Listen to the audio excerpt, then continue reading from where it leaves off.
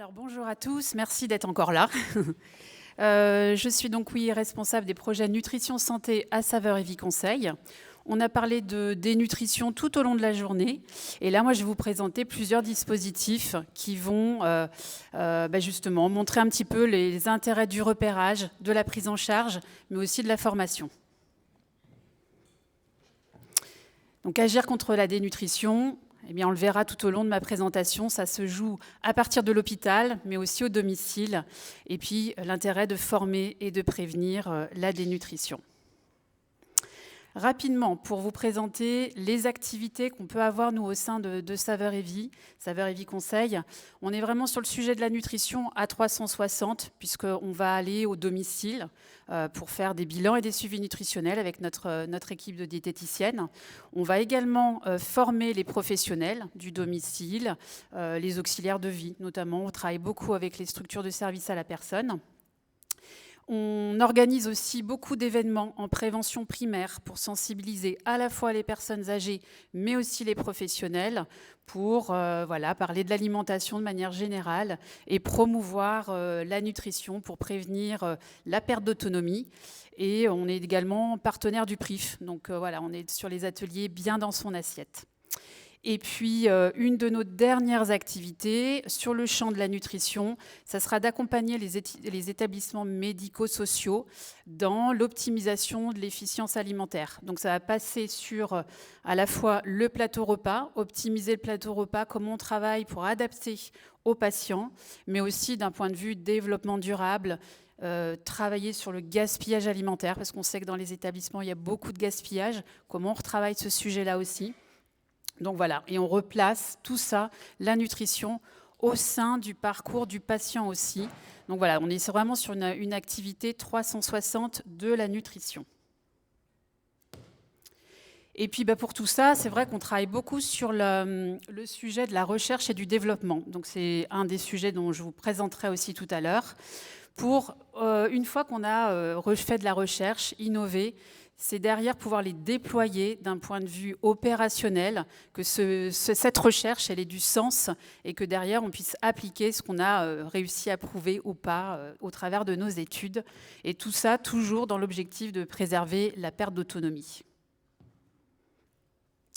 Alors ça, effectivement, c'est les différentes études qu'on a pu mener. Ça fait plus de 10 ans maintenant qu'on est sur différents sujets.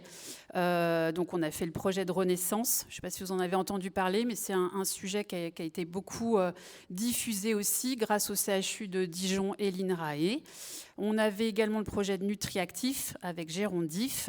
Et puis le dernier projet de recherche qui s'est terminé en 2023, c'est celui que je vais vous développer aussi à la suite et qui a été mené avec le Gérondif également, donc le Gérontopole d'Île-de-France.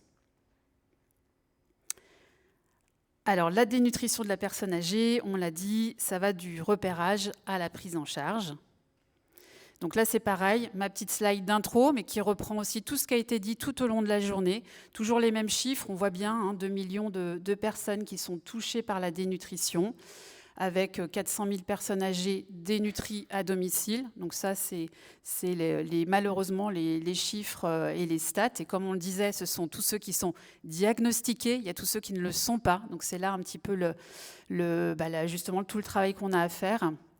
Et puis les enjeux, c'est forcément, puisqu'il y a des augmentations des risques d'infection, des chutes, des complications post-opératoires, l'allongement des durées d'hospitalisation, et bien évidemment, tout ça, ça a un impact négatif sur la qualité de vie et l'autonomie de la personne âgée.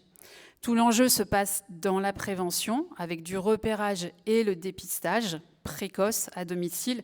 On l'a vu avec tous les outils qui ont été présentés ce matin, c'est tout à fait possible de le faire. Mais ça passe aussi par la formation des professionnels qui sont au contact de ces personnes âgées, et ça, c'est primordial.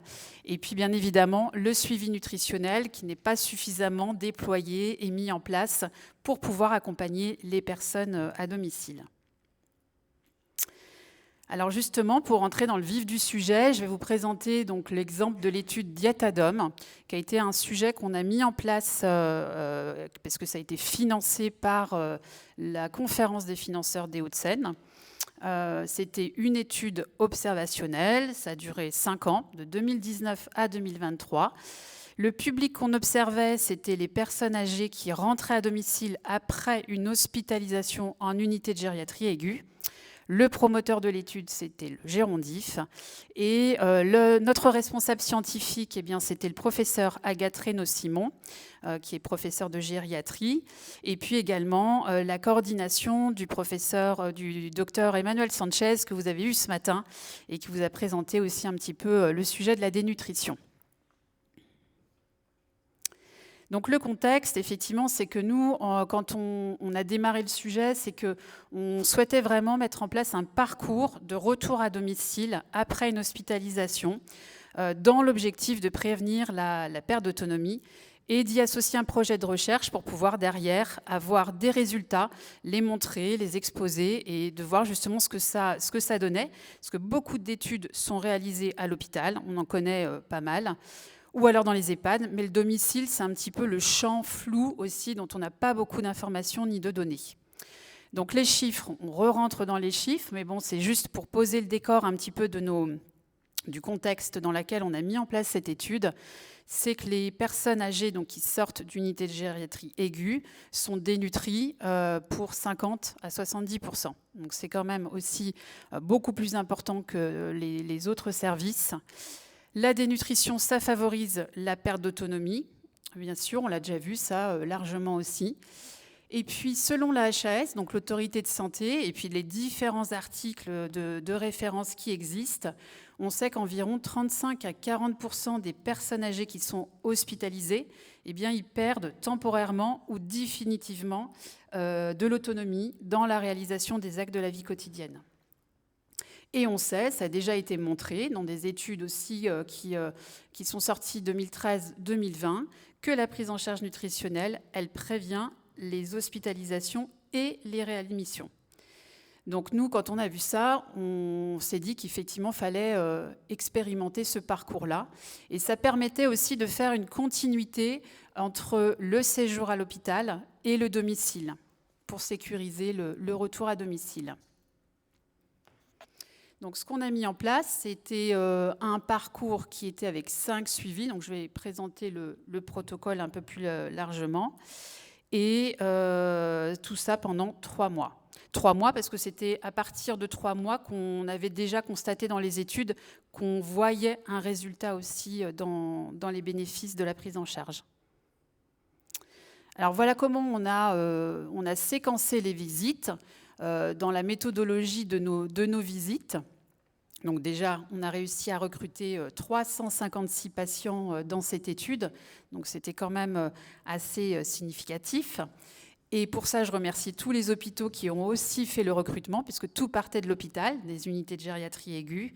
Et c'est grâce à ces 8 hôpitaux Hauts-de-Seine et aussi dans les Yvelines. On avait la porte verte aussi dans les Yvelines. Et donc, il y a eu des établissements moteurs qui nous ont permis d'arriver à ces 356 patients. Mais les patients donc, sortaient de l'hôpital avec les critères de recrutement qui étaient validés par les médecins et nous orientaient ensuite le patient qu'on allait contacter donc, dans les 7 jours de la sortie d'hospitalisation. Donc l'idée, c'était d'aller au plus vite au domicile et que la diététicienne puisse intervenir au plus vite. Donc dans les 7 jours, on faisait cette première visite. On y passait quasiment 90 minutes au domicile du patient. On voyait tout un tas d'indicateurs qu'une diététicienne doit venir, mais en tout cas, dans le protocole, ce qu'on allait retenir, c'était à la première visite, bien évidemment, le poids, parce que vous avez bien compris que le poids, c'est un indicateur fiable pour les diagnostics. On faisait également le N-GRIP, donc la force de préhension. On regardait aussi un petit peu l'ADL et l'IADL, donc ce sont des indicateurs sur l'autonomie, on va dire de manière générale. On évaluait la qualité de vie par une échelle de ressenti de la part du patient sur sa qualité de vie et de même sur l'état de santé perçu. On évaluait l'appétit avec l'échelle CEFI qui a été aussi présentée ce matin et on évaluait les ingestats. Donc tout ça, effectivement, c'était la première visite. Ensuite, on avait une séquence de visites intermédiaires qui se passait donc à J15, à J30, à J60. Et puis la dernière visite, donc 3 mois après la première visite, on réévaluait les mêmes indicateurs pour pouvoir en faire une comparaison justement entre le début et la fin. Alors les résultats préliminaires, parce que là cette étude-là, elle est en cours de publication. Donc là on a été sélectionné par une revue scientifique de gériatrie, de santé publique. Donc là c'est en cours de publication. Donc on diffusera aussi cette étude largement. En tout cas, dans les résultats qu'on peut retenir sur ces 300 et quelques patients, c'est que pour 8 patients sur 10, la variation donc, du poids était jugée favorable. Donc, ce qui est assez significatif dans le sens où, effectivement, nos patients ont repris quasiment 1 kg. Donc, c'est vraiment ce qui... Enfin, de manière générale, quand on regardait dans la littérature, c'était plutôt l'effet inverse. C'est que le retour à domicile, il y a plutôt une tendance à la perte de poids, à continuer à perdre du poids, plutôt qu'en reprendre. Donc là, c'était intéressant de voir ça. C'est que pour 33%, donc ils ont stabilisé. Donc quand ce sont des patients qui rentrent d'unité de gériatrie aiguë, c'est relativement satisfaisant aussi, hein, parce que comme je l'expliquais, on est plutôt sur de la continuer de perdre du poids. Et puis là où c'est aussi très intéressant, c'est que près que la moitié, 46%, qui ont gagné du poids. Donc ça, pour nous, c'était une vraie réussite et sur 3 mois. Donc c'est quand même assez efficace sur 3 mois. Et tout ça par des conseils et les visites régulières de la diététicienne qui pouvaient accompagner le patient. Mais bien sûr, dans la boucle de tout ça, il y avait à chaque fois un aidant. Bien souvent, quand la prise en charge était efficace, c'est qu'il y avait un aidant aussi qui était là, et qu'il soit professionnel ou de l'environnement familial. Alors bien évidemment, il y a encore 21% qui a continué à perdre du poids, mais bon, on est sur des populations très fragiles, avec un état de santé qui était déjà dégradé. Donc voilà, malgré tout, on est resté avec 21%. Mais voilà, ce qu'il faut retenir, c'est que c'est suivi pendant 3 mois, 8 patients sur 10, pour eux, c'était une intervention efficace. Les autres bénéfices qu'on a pu remarquer, c'est sur l'échelle de l'appétit. Donc là, c'était pareil, une échelle sur 10 points et il y avait eu une augmentation, un gain notable sur l'évaluation de cette échelle-là. Le renforcement de la force musculaire aussi, de la force de préhension, pardon, sur 1,2 kg en moyenne. Donc là, c'est pareil, c'est très significatif par rapport à cette population-là. On a également eu une meilleure perception de l'état de santé global pour les patients.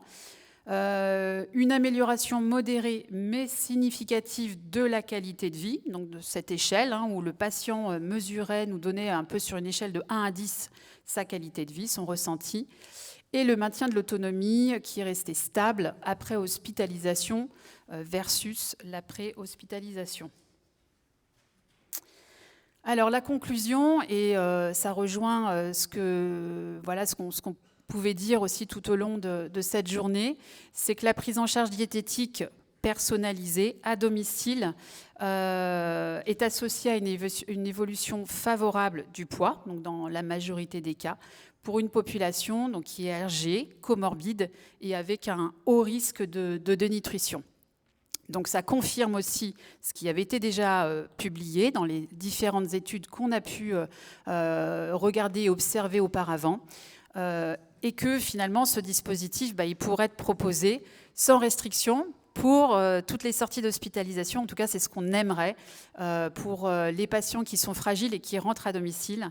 Donc voilà, et que notre objectif au travers de cette étude qui a été financée par le département, c'était de pouvoir l'implémenter de façon plus large en vie réelle pour intégrer le suivi diététique dans les parcours de soins.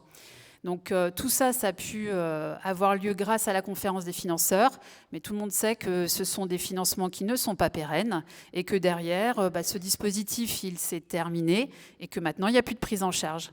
Donc c'est ça la conclusion aussi un peu difficile, c'est que voilà, on sait que ça fonctionne, en tout cas que ça a des mesures intéressantes sur la reprise de poids, en tout cas sur l'état de santé du patient, mais en même temps, voilà, derrière, il n'y a pas les financements pour continuer à mettre ça un peu plus largement dans les dispositifs en ville.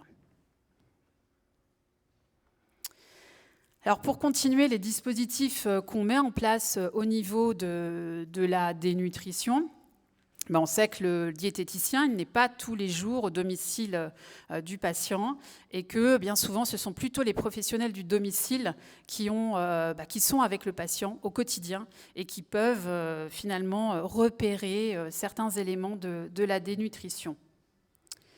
Donc c'est pour ça que la prévention, elle passe par la formation aussi des professionnels. Et c'est un vrai levier de prévention que de former les professionnels du domicile. Donc malheureusement, ces professionnels sont peu formés. Donc il y a beaucoup de formations qui sont proposées, mais pas suffisamment sur le sujet de la nutrition et ou de la dénutrition. Et on sait que les professionnels sont en attente de tout ça, parce qu'ils sont souvent démunis aussi face aux patients. Et là, c'est récemment, en 2024, la FEDESAP, donc la Fédération des services à la personne, a publié une étude qui a interrogé ces professionnels du domicile pour voir un petit peu leur ressenti sur la perception de la dénutrition chez les personnes âgées à domicile. Et donc, 80% des professionnels n'ont jamais reçu de formation sur la dénutrition, alors qu'ils sont aussi en attente, qu'ils se sentent démunis face à cette problématique. On sait qu'aussi, dans cette étude, il a été révélé que 66% ne considèrent pas la dénutrition comme une maladie. Voilà, donc ils n'en prennent pas compte, ou en tout cas, ils n'ont pas la notion. Et 63% souhaitent une formation sur la dénutrition, pour avoir justement derrière les outils pour mettre en place des solutions sur l'accompagnement qu'ils vont faire au quotidien. Alors pourquoi les former ? C'est assez simple, c'est qu'il faut leur permettre de repérer les signaux faibles de la dénutrition. Donc ce ne sont pas, bien sûr, la dénutrition, elle n'est pas que médicale, elle passe aussi par se prendre en charge de l'accompagnement du quotidien. C'est surtout aussi comme ça qu'on peut la repérer.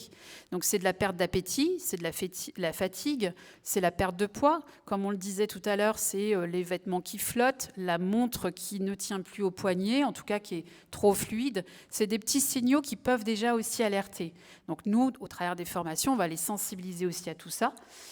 C'est aussi leur donner les moyens d'alerter les autres professionnels pour aller vers les professionnels qui seront en capacité derrière de prendre en charge cette dénutrition, d'adapter aussi l'accompagnement du moment du repas, puisque bien évidemment, on va leur demander de faire à la cuisine, mais faire la cuisine, ok, mais je sais faire pour mes enfants, mais pour une personne âgée qui a perdu du poids, qui n'a plus envie de manger, qui ne sait pas comment manger, je dois aller faire des courses, mais je fais quoi comme courses ? J'achète quoi ? Je mets quoi dans les placards ? Tout ça aussi, c'est les aider à bien choisir, à avoir les bons outils, les bons réflexes pour accompagner les personnes au quotidien et puis prévenir l'apparition ou l'aggravation de la dénutrition. Donc le domicile, c'est vraiment le lieu clé aussi de la prévention.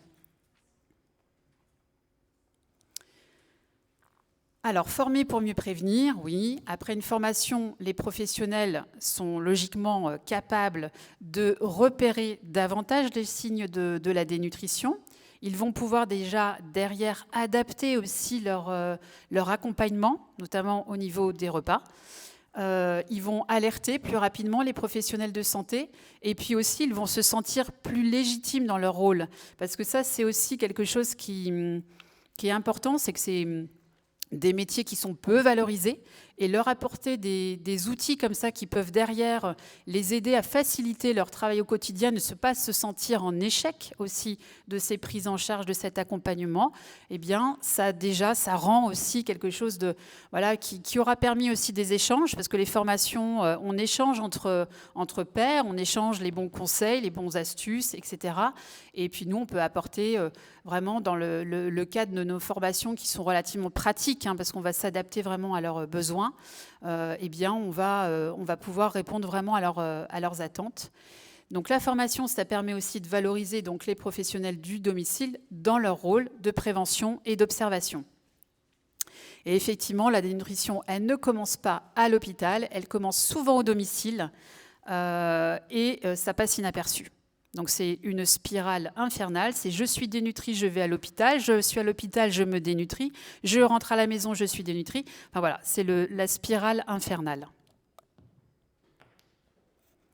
Alors, comprendre la dénutrition à partir du quotidien des professionnels, c'est ce que je disais, c'est qu'une grande partie du travail de formation, ça consiste aussi à déconstruire les idées reçues. Parce que ça, on en entend tous les jours. Chacun a sa petite idée, sa petite conviction par rapport à la nutrition. On a tous entendu parler d'un truc à la télé, on est convaincu que c'est ça. Enfin bref, plein d'idées reçues sur la nutrition, et notamment sur la nutrition des personnes fragiles. Donc nous, on appuie notre pédagogie de façon active pour partir déjà de l'expérience des professionnels. C'est eux qui savent, c'est eux qui sont au quotidien auprès des personnes fragiles. Donc on va vraiment travailler sur leur expérience, sur les situations qu'ils ont rencontrées au domicile. C'est du concret, c'est la vie vraie. La difficulté lors des repas, parce que c'est souvent le cas. J'ai pas envie de manger, j'ai pas faim, j'ai plus envie de manger de viande, ça me fait mal, j'ai des problèmes de mastication. Donc voilà, on va vraiment les questionner sur la vie vraie du terrain. Ensuite, on fait les études de cas, les situations concrètes. On analyse les situations réelles avec les outils pour repérer des signes de dénutrition. Et puis les réflexions collectives sur l'exaction possible. Donc ça, c'est au travers d'études de cas, etc. On va dynamiser aussi un peu la formation avec ces réflexions collectives. Bien sûr, ça passe dans le temps d'échange et de discussion, puisqu'on a chacun à partager de notre expérience, de notre expertise. Donc ça aussi, ça valorise les pratiques qui sont déjà existantes, parce qu'elles ont déjà, enfin je dis elles, mais ils ont déjà tous, en tant qu'accompagnants et professionnels du prendre soin, déjà des pratiques qui fonctionnent, ils s'adaptent, ils savent, c'est leur métier, mais en même temps, on apporte, nous, notre vision purement diététique et qui va les aider dans la prise en charge de ce sujet-là. Et puis des constructions de solutions adaptées au terrain, parce que bien souvent, c'est j'ai qu'une heure pour faire à manger, j'ai qu'une heure avec la personne, comment j'optimise, comment je fais.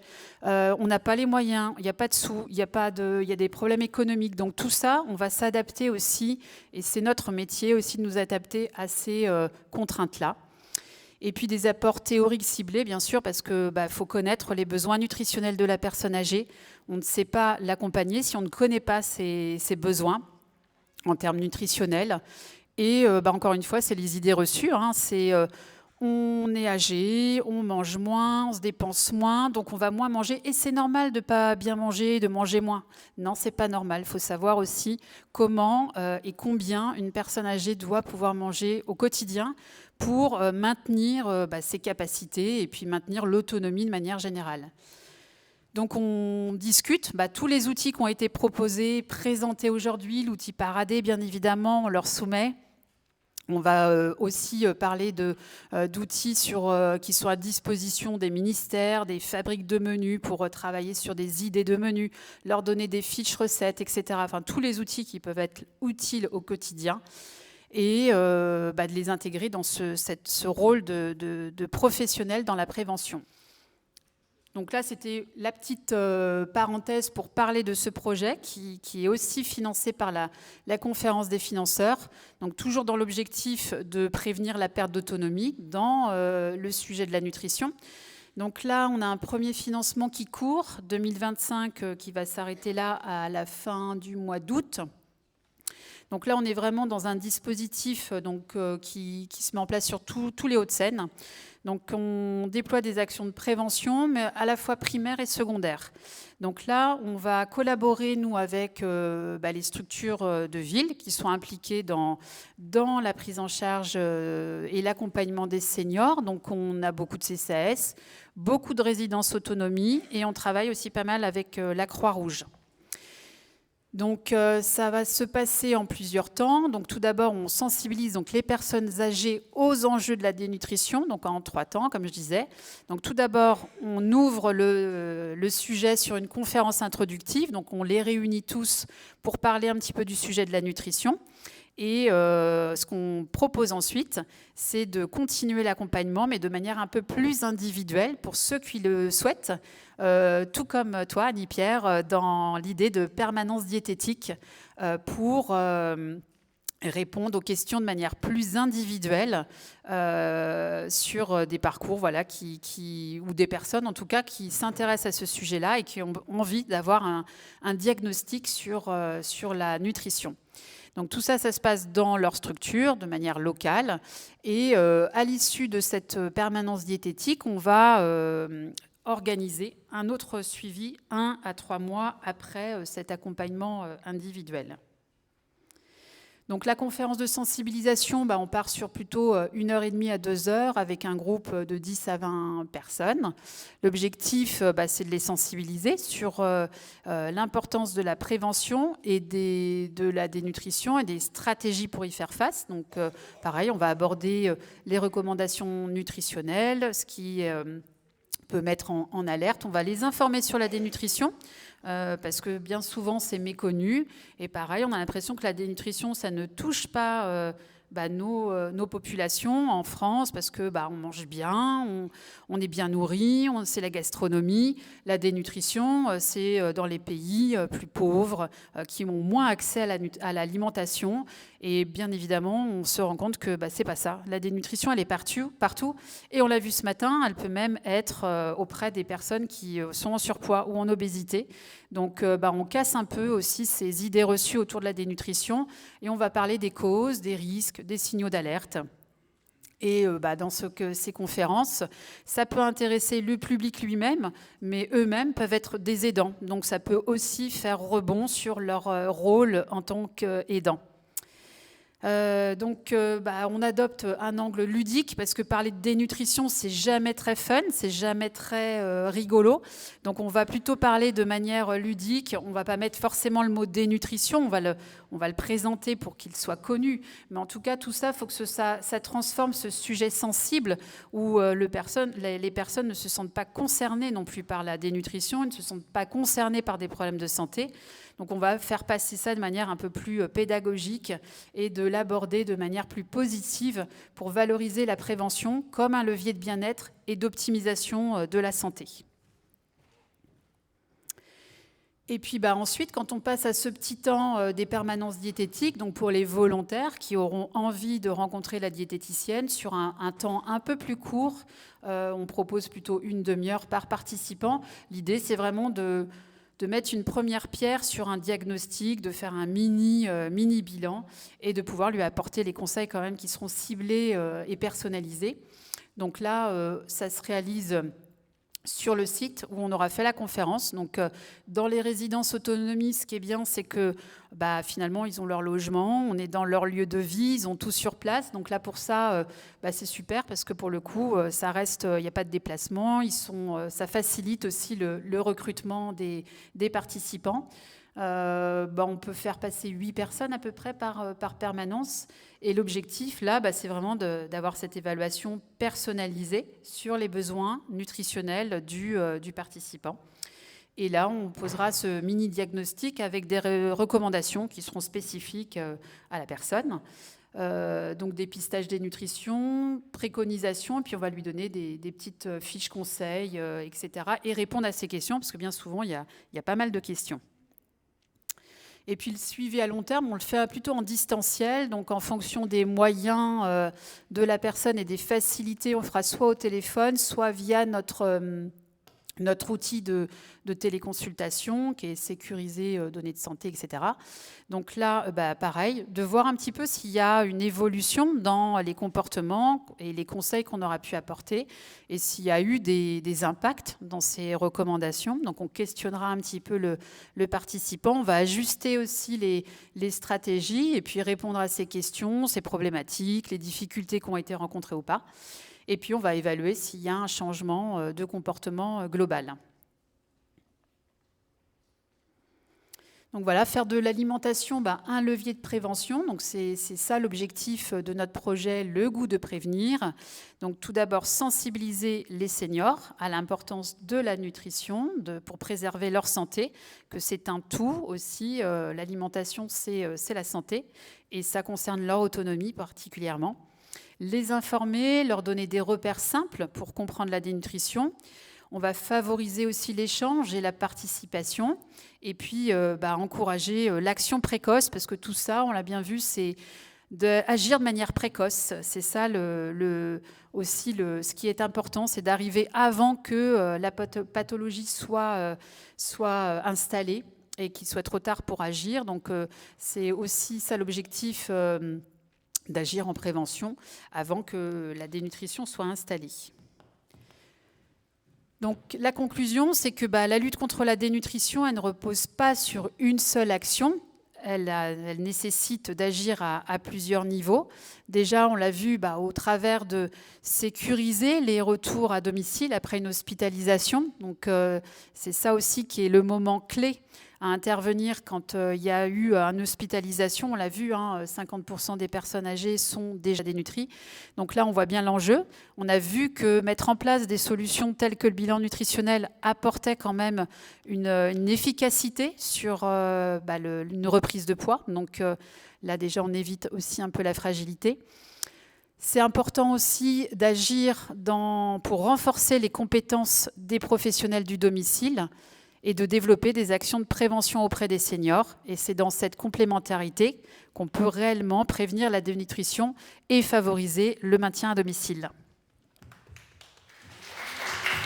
Merci de votre attention.